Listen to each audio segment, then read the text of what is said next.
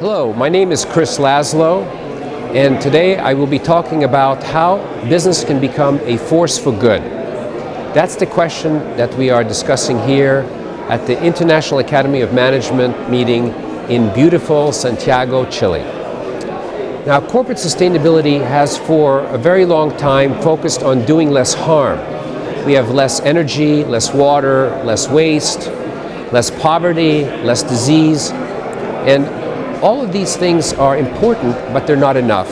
We know that the world continues to become more unsustainable. You can just look at climate change, at biodiversity loss, at, for example, nitrogen cycle disruption, and you will see that these are growing risks for future generations. On the social side, you see the growth of social exclusion and the increasing gap between rich and the poor. So, however well-intentioned sustainability has been in practice, it's still taking us in the wrong direction. Now, for business to become a force for good, it has to have a positive impact on society. This means that it has to increase economic prosperity while contributing to a healthy environment and improving human well-being. That's a completely different role for business. It's one that is aimed at having a positive impact on society, and this requires it to focus on something that we call flourishing. Now, flourishing, as we define it, is doing well, growing well, prospering, living life to the fullest. Now, the question is, how do we go from sustainability to flourishing? How do we engage business leaders in pursuing activities that support doing good instead of only doing less harm? We have to continue to make the business case, the financial business case for doing good, but we also know that we need more than this. We have to change who leaders are being.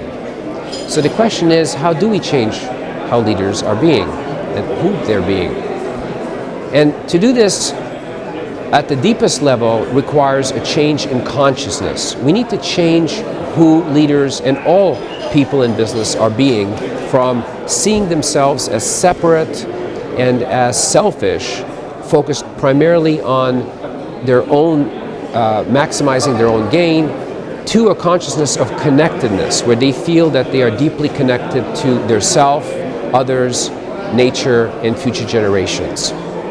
So the next question becomes, how do we increase our consciousness of connectedness? And research that we're doing at Case Western Reserve University is showing that mindfulness practices, in a broad sense, in a broad definition of mindfulness practices, that include not only prayer and meditation, but also things like gardening or music or walking in nature and many other such practices, help to quiet the five senses and slow the rational cognitive processes of the brain. And that doing so allows people to feel more connected to who they are, more connected to others and the world around them.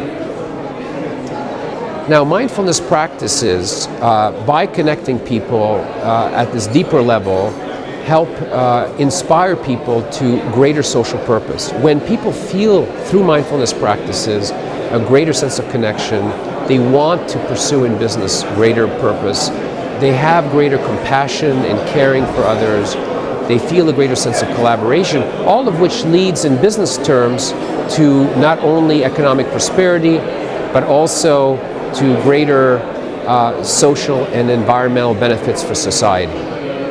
So, in closing, I would like to suggest that it's the responsibility of business people everywhere to take on mindfulness practices that can help inspire them and engage them to greater creativity, collaboration, authenticity, and that there are a great number of private business benefits as well as social benefits of doing so.